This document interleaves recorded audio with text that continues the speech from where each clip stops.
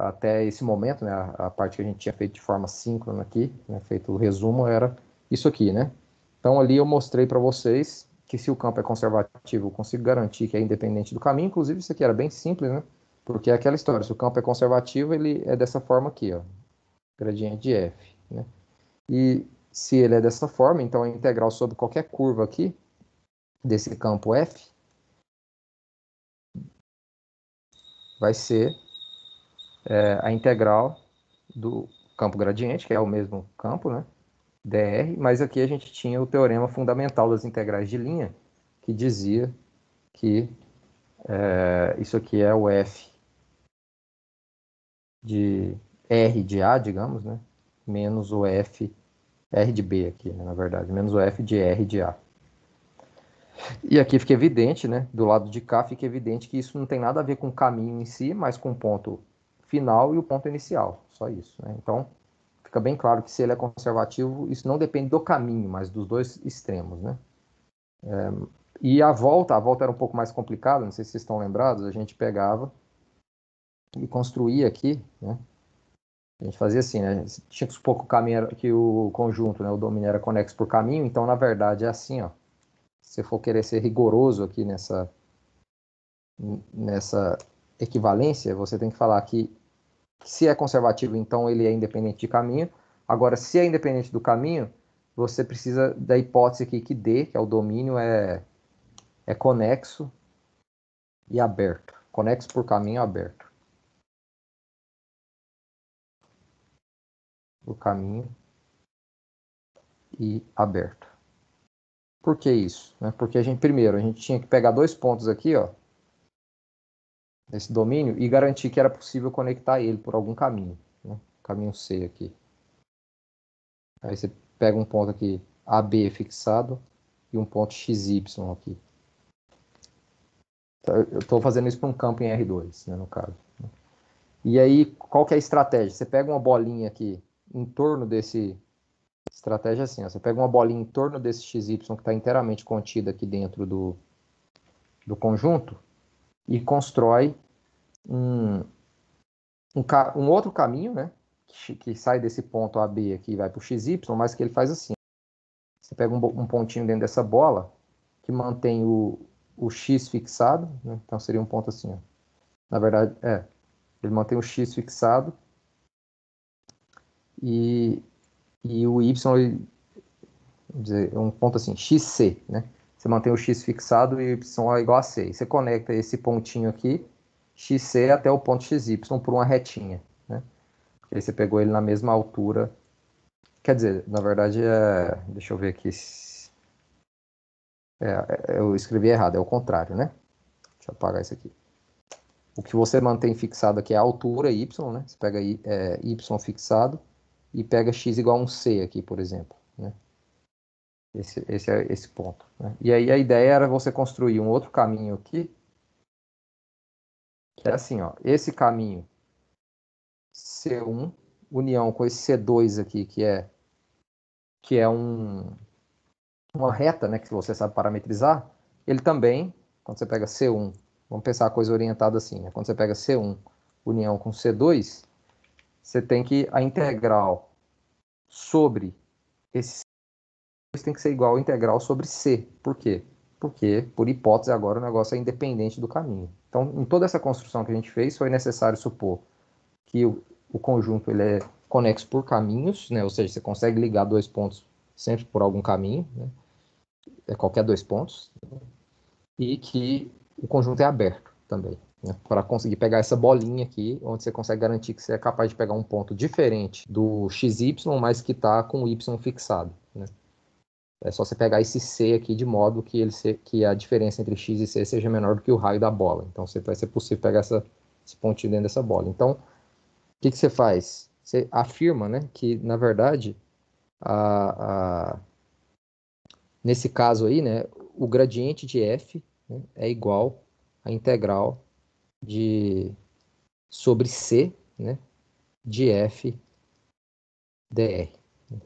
É isso que a gente afirma. Gradiente não, desculpa, né? A f, né? Ou seja, a função potencial, né? F de xy. E aí, com isso, a gente consegue mostrar justamente que essa f aqui, ela quer dizer que o gradiente dessa f é igual ao f grande, ao campo. Né? Foi isso que a gente fez. Né? E aí, como é que você faz isso? Você justamente reescreve essa integral aqui, usando o fato que ela é independente do caminho. Você reescreve essa integral como sendo a integral sobre C1 de f vezes dr, mais a integral sobre C2 de f vezes dr. Né? Aqui, na verdade, só é essa conta que a gente vai fazer, eu não vou fazer, né? Eu já fiz, mas só relembrando, né? Essa conta aqui, esse jeito, essa construção, né? C1, C2 aqui, ela vai ser boa para mostrar que a derivada com relação a x dessa função aqui o valor da função na a primeira coordenada, né, desse campo vetorial. A primeira componente, né, derivada com relação a x dessa f que eu defini. Né? Como que você faz isso? Quando você deriva isso aqui dá zero com relação a x, porque o x aqui, se você observar, ele vai ficar fixado igual a c, né? Então, quando você deriva isso aqui com relação a x, tem que dar zero, que some. E quando você deriva esse com relação a x, você pode usar essa parametrização aqui, que você sabe que é uma reta, né, para poder fazer a conta, e você vai ver que vai aparecer ali justamente a primeira componente. Não é uma conta difícil de fazer, o negócio é lembrar essa construção mesmo. Né? E aí, para fazer com relação a y, a diferença é que você pega uma retinha aqui e liga por aqui, né? Ao invés de ligar por lá, e aí as contas são análogas, na verdade. Não tem muita diferença, mas aí você consegue mostrar também que a derivada disso aqui com relação a y é a segunda componente do campo. Né? Beleza? Até aqui, tudo bem. Eu tinha mostrado isso na última aula e parei aqui. Né? Mas tem outras duas equivalências que eu ainda não mostrei para vocês. Mostrei, quer dizer, né? Mas fiz um vídeo mostrando, mas a gente não discutiu aqui de forma síncrona ainda, né? Que é uma delas, né? Que é a integral sobre C. Quer dizer, né? Vou colocar assim. No fundo, a gente quer associar tudo isso com o fato do campo ser conservativo. Né? Então, F conservativo, se somente se, a integral sobre C de F dr é igual a zero se C é fechado. Na verdade, né, essa equivalência aqui você faz com essa hipótese aqui, né? Mas aí como você tem essa equivalência entre ser conservativo e isso daqui, consequentemente você vai ter essa daqui, né? Então, na verdade, o que a gente faz aqui é mostrar que se essa integral é zero, então é independente do caminho, e se é independente do caminho, a integral tem que ser zero também sobre curva fechada. Né? Então, eu não vou escrever isso com muito detalhe aqui agora, não. Vou fazer um desenho e convencer vocês, né? A ideia aqui é a seguinte, ó. Você vai... Vamos pensar aqui primeiro o seguinte. Então, só reescrevendo. Isso que a gente quer mostrar, né? Mas, no fundo, o que a gente acaba mostrando é o que é equivalente, né? É que integral de f dr é independente do caminho. Então, a gente mostra essa equivalência que acaba redundando naquela outra lá. Né? Então, se isso aqui é independente do caminho, a integral sobre uma curva fechada tem que ser zero. Né? Um jeito de ver isso quer dizer, se o campo é conservativo, fica até mais fácil de demonstrar que essa integral é zero, né? Porque a gente já sabe pelo teorema fundamental do cálculo que só depende do ponto inicial, do valor da função potencial no ponto inicial e no ponto final, né? E se só depende do valor da função no ponto inicial e no ponto final, e é justamente a diferença entre esses dois valores, vai dar zero, é óbvio, né? É óbvio que vai dar zero, né, essa diferença. Mas dá para a gente ver do ponto de vista de independência de caminho, que é o seguinte: se é independente do caminho, né, quando você pega uma curva fechada, C aqui, você pode. Imagina que essa curva está parametrizada assim, ó, no sentido anti-horário, por exemplo. Tanto faz aqui, em qual sentido que ela está parametrizada. Tá? Se você pode quebrar essa curva aqui, pegar um ponto P1 e um P2, né, e quebrar essa curva aqui em duas curvas, C1 e C2. Né? C1 e C2. Eu estou supondo que ela é independente do caminho. Né? E supor que ela é independente do caminho é dizer que a integral sobre menos C2, aí lembra dessa notação. Quando eu escrevo menos C2, eu estou querendo dizer que eu quero C2 com a parametrização invertida. E o meu C2 está com essa parametrização aqui de P2 para P1. Então, eu estou pegando a parametrização de C2 de P1 para P2. Então, a integral de menos C2 de f dr tem que ser igual à integral de C1 de f dr. Porque ambas as curvas, né, C1 e C2, ligam o ponto P1 ao ponto P2. Né? Então, essas integrais aqui precisam coincidir, né? Mas aí, isso aqui implica o quê? Né? Isso é verdade por quê? Porque eu estou nessa hipótese aqui, ó. Estou supondo que é independente do caminho e estou querendo mostrar que a integral sobre qualquer curva fechada dá zero. Então, eu peguei a curva fechada, com essa curva fechada eu construí duas curvas que ligam dois pontos distintos, né? P1 e P2. Usei o fato que ela é independente do caminho, e aí o que eu posso concluir agora? Quando eu passo esse integral sobre C2 para o lado de lá, vai dar assim, ó, integral sobre C1, união. Quer dizer, deixa eu escrever primeiro aqui. Integral sobre C1, f dr, menos integral sobre menos C2, f dr. É igual a zero. A gente tem que ser que é igual a zero, né? Ou melhor, vou colocar assim, zero é igual a isso aqui, né? Passando para o lado de lá.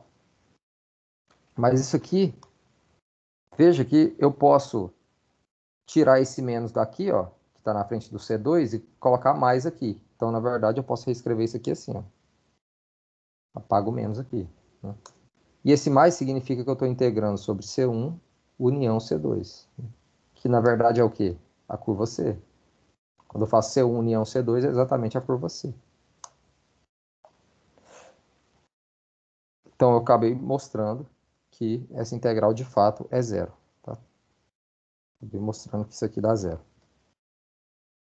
Deu para pegar aí a ideia? Então, o que a gente mostrou com isso? Né? Que se essa integral aqui é independente do caminho, eu consigo garantir que a integral sobre uma curva fechada dá zero. E a recíproca, é verdade? É, por quê? Pega uma curva qualquer aqui, ligando dois pontos. P1, P2. Uma curva qualquer, ligando dois pontos. Quer dizer, duas curvas, né? Vou colocar aqui C1 e uma outra curva aqui, C2. Ligando com orientação assim, né? Ligando o ponto P1 ao ponto P2. Ambas as curvas ligando P1 a P2, né? Quando você pega aqui C igual a C1 união menos C2, isso aqui dá uma curva fechada, né? Isso dá uma curva fechada. Isso implica o quê? Que a integral sobre C de f dr, se eu estou nessa hipótese agora, se eu estou partindo daqui, né? Essa integral aqui vai dar zero. Porque eu estou supondo, né, que essa integral, eu estou supondo que a integral sobre curvas fechadas dá zero. Mas aí agora você pode quebrar isso aqui, esse lado de cá, ó. Você pode quebrar em... Isso aqui é igual a integral sobre C1 de f dr mais a integral sobre C2 de f dr. Mas aqui, sobre menos C2, né? Porque aqui é a união de C1 com menos C2. Mas esse cara aqui, ó, escrevendo pro lado de cá,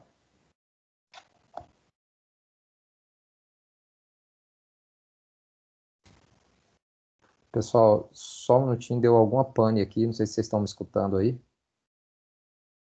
Estamos te ouvindo.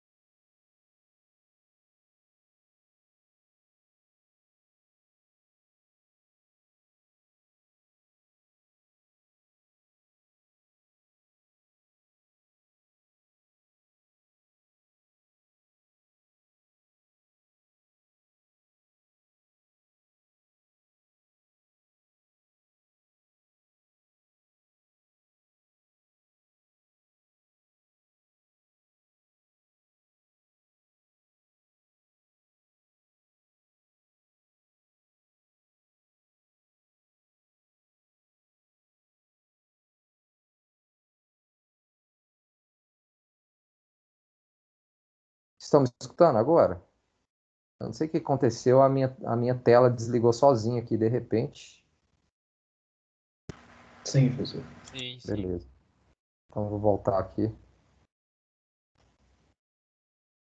Sinceramente, eu não sei o que foi que aconteceu. De repente, a tela desligou.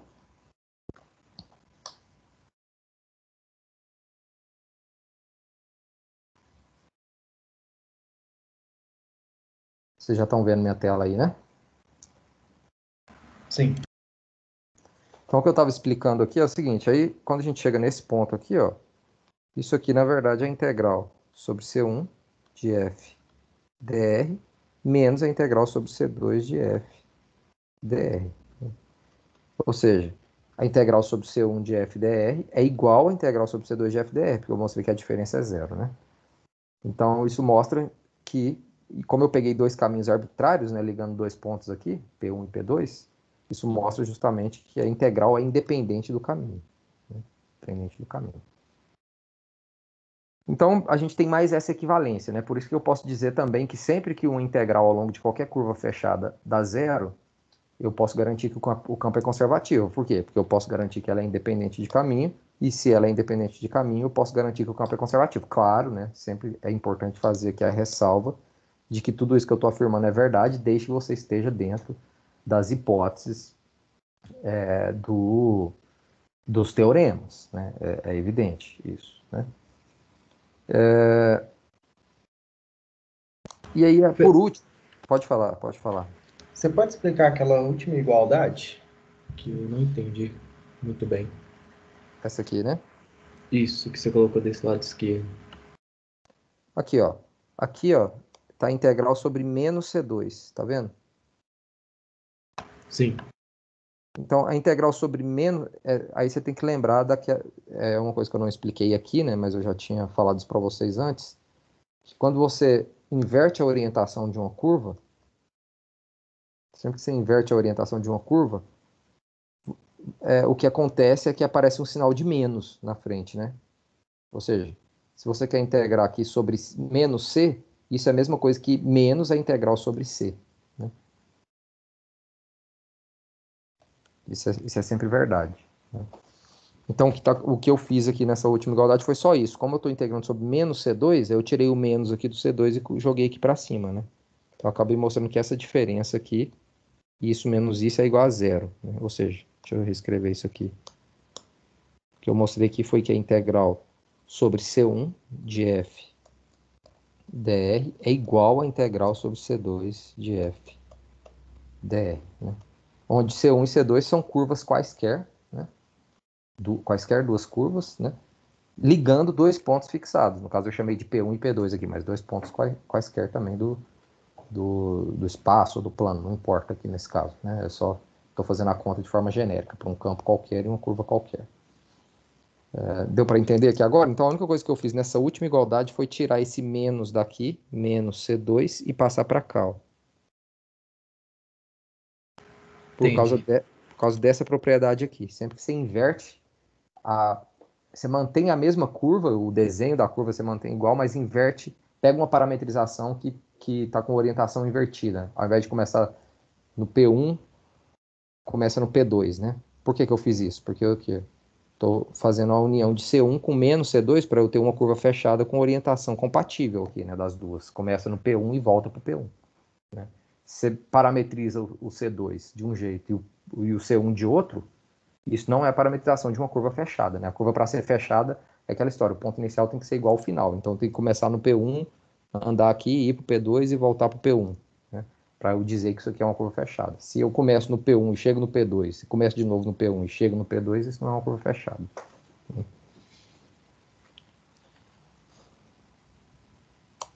E aí, por fim, né, só para a gente concluir aqui, o que eu quero discutir com vocês é a última equivalência, né, que é aquela que a gente escreve assim, né, o rotacional de F igual ao vetor nulo, se somente se F é conservativo. Que é o que a gente estava discutindo agora mesmo naquela questão, né? Isso é verdade, né? Desde que o domínio seja simplesmente conexo.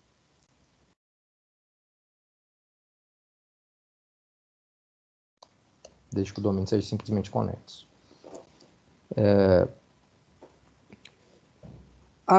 Essa o lado de cá, ó, quando o campo é conservativo, mostrar que esse rotacional é nulo é fácil, na verdade. Pelo seguinte, né? Vamos lá. Então vamos fazer aqui a volta, né?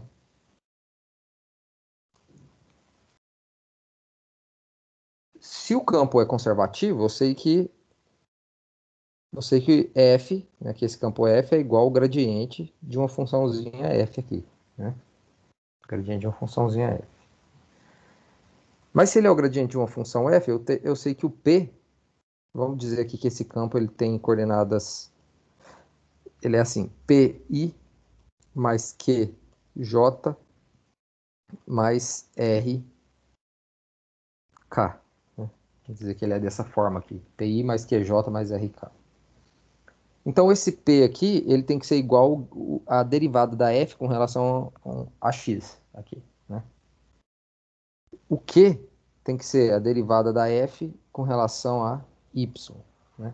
E o r tem que ser a derivada da f com relação a z. Isso significa o campo ser conservativo, né? Ele é o gradiente de alguém. Ele ser o gradiente de alguém significa que a primeira coordenada é a derivada com relação a x, a segunda coordenada é a derivada com relação a y, e a terceira derivada com relação a z da mesma função f, né? Agora, se você deriva aqui, ó, se você faz assim, calcula f, quer dizer, vamos fazer assim, px, ou px não, né? Desculpa, py, você faz py, o que é isso aqui? P é fx, né? Quando você deriva isso com relação a y, vai ficar fxy. Mas fxy, pelo teorema de Clairaut, aí uma hipótese que fica evidente que tem que ter no teorema aqui, né? Que as suas funções componentes têm segunda derivada, têm derivadas de primeira ordem contínuas. Porque se elas não têm derivadas de primeira ordem contínuas, você não pode garantir que a sua função potencial aqui vai ser contínua. As derivadas de segunda ordem da função potencial vai ser contínua. E, portanto, você não teria garantia nenhuma que dá para aplicar o teorema de Clairaut, né? Então tem essa hipótese aí que eu não estou falando aqui, né, mas no enunciado que eu coloquei lá para vocês está bonitinho, né, que é as derivadas de primeira ordem das funções componentes do campo precisam ser contínuas, tá? E aí, com essa hipótese, eu posso garantir aqui que isso aqui, ó, que eu posso inverter esse fy com fxy, eu posso inverter e colocar fyx. Mas fyx é o quê? Fy é o quê? Né? Com relação a x, vai dar derivado de quê? Com relação a x. Então, eu mostro aqui que se é conservativa, a primeira componente derivada com relação a y tem que ser igual à segunda componente derivada com relação a x. E aí você faz a mesma conta para as outras, né? Por exemplo, você deriva p com relação a z, isso vai ser fxz, que é igual a fzx, que é igual ao r de x. Se você deriva q com relação a z, isso aqui tem que ser f de yz, né? Que é o q, que é igual a f de zy, que é igual a r com relação a y, né? Porque o r é o f com relação a z. Então, isso mostra justamente que esse vetor aqui, ó, gradiente, o rotacional de f, né? Gradiente vetorial f, campo, é igual, que a gente sabe aqui que, aí é só você fazer a continha que você vai ver, né? Esse vetor aqui, ele é justamente aqui vamos escrever ele aqui, só para vocês perceberem que é verdade isso, né? É o ijk. Aqui, às vezes, a gente coloca essa notação aqui para ficar mais simples. dx, dy, dz, p, q, r. Né? Se você escrever isso na forma de vetor, vai ficar como? Veja aqui. Vai ficar assim, ó. Isso aqui, ó. A primeira coordenada vai ser a derivada de r com relação a y menos a derivada de q com relação a z. Que é o determinante dessa submatrizinha menor aqui, ó. Derivada de r com relação a y menos a derivada de z com relação a q. A segunda coordenada é a derivada menos, né? Assim, menos a derivada de r com relação a x menos a derivada de p com relação a z. Né? Então você pode escrever, deixa assim. Né? E, por fim, aqui a gente tem a derivada de Q com relação... Opa! Derivada de Q com relação a x menos a derivada de P com relação a y. É assim, esse vetor. Então, veja aqui. Essa primeira igualdade aqui mostra que esse cara aqui é igual a zero. Essa segunda igualdade aqui, ó, P com relação a Z igual a R com relação a X, mostra que essa aqui é zero. P com relação a Z menos R com relação a X. E essa última aqui, ó, Q com relação a Z igual a R com relação a Y, mostra que essa é zero. Então aqui você mostra que o rotacional, na verdade você mostrou, né, com essas continhas aí, que o rotacional é nulo. A recíproca disso aqui eu não vou demonstrar para vocês agora, tá? Eu preciso de um teorema, que chama Teorema de Stokes, que a gente vai ver mais para frente. Quando eu mostrar esse teorema para vocês, vocês vão ver que de fato é verdade, né? A volta aqui. Essa volta aqui é verdadeira. Na verdade, o que a gente mostra com o teorema é o seguinte, eu vou adiantar para vocês aqui, apesar de que não vai dar para vocês entenderem muito bem. Deixa eu até pegar aqui para enunciar direitinho o teorema. Enunciar direitinho não, né? Escrever a fórmula só. Porque o teorema basicamente vai dizer o seguinte, tem um conceito aqui que vocês não aprenderam ainda. Esse teorema de Stokes ele vai dizer o seguinte, ó, que a integral sobre uma curva fechada, C, supondo que a curva é fechada, tá? Vezes dr, ele é igual a integral. Aí aqui que está o detalhe, vocês não entendem isso ainda. Integral sobre uma superfície do rotacional do campo vezes ds. Aqui, tá? A gente vai escrever assim, vocês vão aprender isso aqui ainda. Mas aqui já dá para perceber o que está acontecendo. Ó, essa superfície aqui, ó, a fronteira dessa superfície ela é igual a essa curva, tá? E o que acontece? Se o seu domínio ele é simplesmente conexo, o que acontece é justamente que você consegue uma superfície cuja fronteira é essa curva, né? E aí, pelo teorema de Stokes, nessa situação, quando o domínio é simplesmente conexo, você consegue essa superfície e tal, você pode escrever a integral de linha sobre uma curva fechada como sendo a integral sobre a superfície do rotacional. Aí, o que significa essa integral sobre a superfície, vocês vão entender ainda, tá? Mas o fato é que aparece o rotacional aqui dentro. Se você supõe que o rotacional é zero, você conclui o quê? Que o que está do lado direito é zero. Não importa como que calcula essa integral, mas a gente sabe que a integral de uma função nula tem que dar zero, né? Ora, se essa integral é zero para qualquer curva fechada, porque eu posso fazer essa construção para qualquer curva fechada uma vez que o domínio é simplesmente conexo, eu concluo então que eu concluo isso aqui, ó. Concluo essa parte aqui, ó. Cadê? Eu concluo isso aqui, ó. Que essa integral é zero. Mas se essa integral é zero, eu sei que é independente do caminho. Mas se é independente do caminho, eu sei que é conservativo, que é o que eu queria mostrar. Tá? Por isso que a gente consegue garantir que o campo é conservativo quando esse rotacional dá zero. Tem a ver com esse teorema de Stokes, que vocês vão ver mais para frente ainda. Tá? É esse teorema aqui que vai garantir isso. E veja a hipótese de ser simplesmente conexo forte aqui, né? Porque você precisa conseguir uma superfície que tá no domínio desse campo, né? E cuja a fronteira é a curva dada, né? Para conseguir garantir que a integral sobre uma curva fechada dá zero, né? Então, realmente, você precisa, pelo menos na demonstração, para fazer a demonstração desse jeito, você precisa da hipótese de que o domínio é simplesmente conexo, né? Para ser possível construir essa superfície, né? Então, basicamente é isso. Assim, talvez essa conversa aqui valeu a pena porque vocês puderam entender um pouco melhor, né, essas equivalências que a gente meio que já está usando, né? E não sei se vocês tiveram tempo de ver os vídeos aí onde eu explico isso. Se tem alguma dúvida aí sobre o que eu acabei de explicar, posso encerrar a gravação aqui. Vou encerrar aqui então, aí se vocês quiserem perguntar mais alguma coisa, tirar alguma dúvida de exercício, vou ficar mais um tempinho aqui à disposição.